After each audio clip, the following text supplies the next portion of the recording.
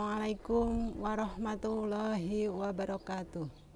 Bismillah, alhamdulillah, wa biquwatillah, wa binasrillah. La haula wa la quwata illa billah.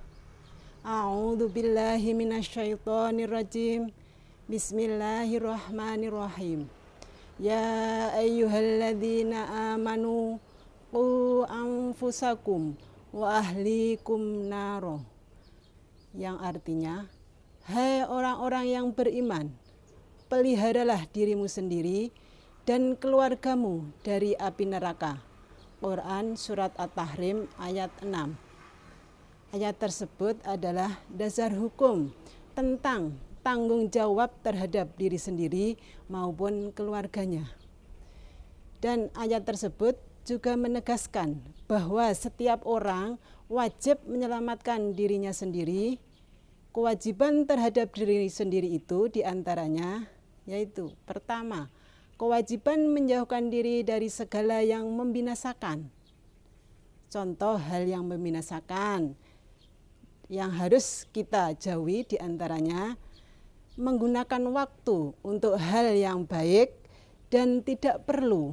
Nah, di sini berarti kita harus menghargai waktu karena waktu tidak akan terulang sampai hari kiamat. Makanya ada dalil dalam Quran Surat Al-Asr. Itulah yang menerangkan bahwa waktu itu sangat berharga sekali. Makanya kita harus menggunakan waktu sebaik-baik mungkin. Apalagi kalau waktu itu tidak digunakan yang bermanfaat, maka rugilah kita. Karena waktu itu tidak akan kembali sampai hari kiamat. Contoh yang lain kewajibannya yang harus dijauhi maksudnya. Pergaulan bebas dengan lawan jenis. Nah, ini para pemuda-pemudi harus berhati-hati dalam bergaul apabila laki-laki atau wanita yang bukan muhrimnya.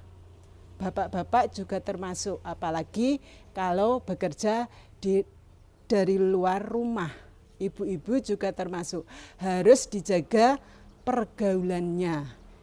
Terutama dalam menjaga pergaulan bebas, itu yang harus diperhatikan, yaitu jaga pandangan.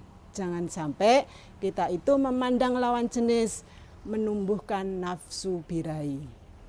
Contoh yang ketiga yaitu pemborosan. Pemborosan itu maksudnya membelanjakan harta yang semaunya sendiri, tidak meneliti apakah itu bermanfaat atau tidak barang tersebut, asal keinginan sendiri, yang penting senang. Itulah yang dimaksud pemborosan. Jadi pemborosan itu juga dilarang dalam agama. Quran Surat Al-Isra ayat 27. Siapa yang melakukan pemborosan itu termasuk saudara setan. Jadi harta itu amanah Allah, bukan milik kita sebetulnya, cuma amanah. Silahkan dijalankan yang baik. Besok akan diminta pertanggungjawabannya juga. Makanya kalau uangnya banyak, pertanggungjawabannya juga banyak. Dan kalau uangnya sedikit, pertanggungjawabannya juga sedikit. Sebetulnya kita harus selalu husnudzon kepada Allah, baik uangnya sedikit maupun uangnya yang banyak. Kita harus selalu mensyukurinya. Itulah ya. Jadi jangan sampai timbul pemborosan, membelanjakan harta semaunya sendiri. Terus kewajiban yang berikutnya, nomor 2, yaitu kewajiban beribadah yang tercantum dalam Quran Surat Az-Zariyat ayat 56 yang berbunyi A'udzubillahi minasyaitonirrajim wa ma khalaqtul jinna wal insa illa liya'budun, yang artinya dan aku tidak menciptakan jin dan manusia melainkan supaya mereka menyembahku. Ini di sini berarti mempunyai kandungan. Ibadah itu ada dua macam, baik vertikal maupun horizontal. Contoh ibadah yang vertikal yaitu hubungan manusia langsung kepada Allah yang horizontal hubungan manusia dengan sesama manusia, dengan sesama lingkungannya, bahkan makhluk Allah yang lainnya. Kewajiban yang nomor 3, merawat kesehatan. Jadi kita diperhatikan makan dan minum secara teratur, jangan berlebih-lebihan. Makan dan minum itu harus diperhatikan. Ya, itu kewajiban kita agar badan kita itu selalu sehat. Itu juga hukumnya wajib menjaga badan kita agar selalu sehat. Terus yang kedua, kewajiban merawat kesehatan, mengatur waktu sebaik mungkin sehingga waktu kegiatan tidak mengurangi waktu istirahat. Jadi kesesuaian antara bekerja dan istirahat.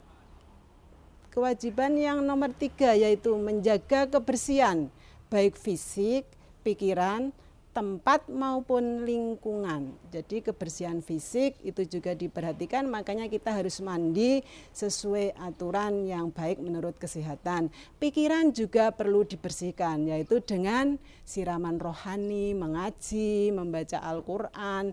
Nah itulah nanti akan menjadi bersih. Tempat, nah otomatis tempat salah satu sarana untuk ibadah, nah juga harus dijaga kesuciannya, serta lingkungannya, itu juga penting sekali agar keluarga kita itu bebas dari kuman-kuman yang membahayakan, sehingga bisa satu keluarga itu selalu dalam keadaan sehat. Terus kewajiban yang nomor 4, kewajiban memilih kawan dalam pergaulan. Ini harus berhati-hati apalagi yang masih muda. Nih, soalnya kawan itu bisa merubah maksudnya tadinya menjadi perilakunya baik, setelah berkawan dengan yang tidak baik menjadi tidak baik. Itulah makanya kawan itu juga mempengaruhi sekali, ya. Jadi kita memperhatikan bahwa kawan itu pengaruh sekali, apalagi kondisi iman kita masih lemah, ya. Di sini makanya berhati-hatilah kalau memilih teman itu yang tutur katanya sopan, tawadhu, santun, rendah hati, dan berhati-hati dalam masalah hal haram, serta menguasai hawa nafsu dengan baik dan berakhlakul karimah.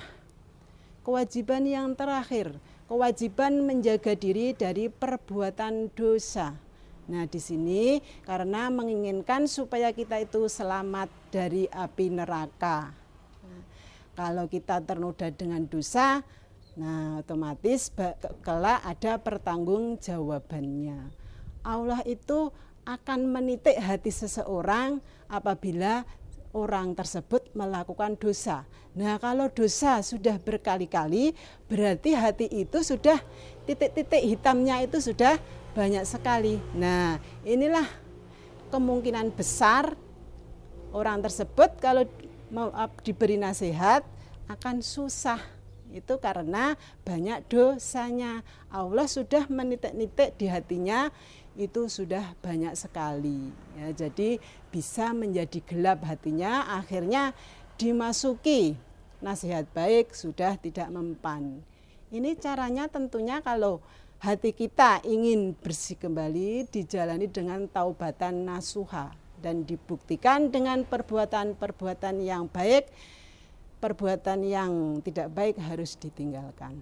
Demikianlah kewajiban diri kita harus dijaga, maksudnya ya. Kita harus menjaga diri kita sendiri. Itulah tanggung jawab kita. Kemudian setelah diri kita sendiri sudah selesai, kita memperhatikan tanggung jawab terhadap keluarga. Saling mengingatkan kebaikan. Jangan sampai salah satu anggota keluarga berbuat dosa, berbuat kesalahan, apalagi kesalahan kepada Allah, itu harus segera diingatkan. Inilah ya tanggung jawab terhadap diri sendiri dan keluarga agar kita itu selamat dari api neraka. Demikian yang dapat saya sampaikan. Akhirul kalam, billahi taufik wal hidayah. Wassalamualaikum warahmatullahi wabarakatuh.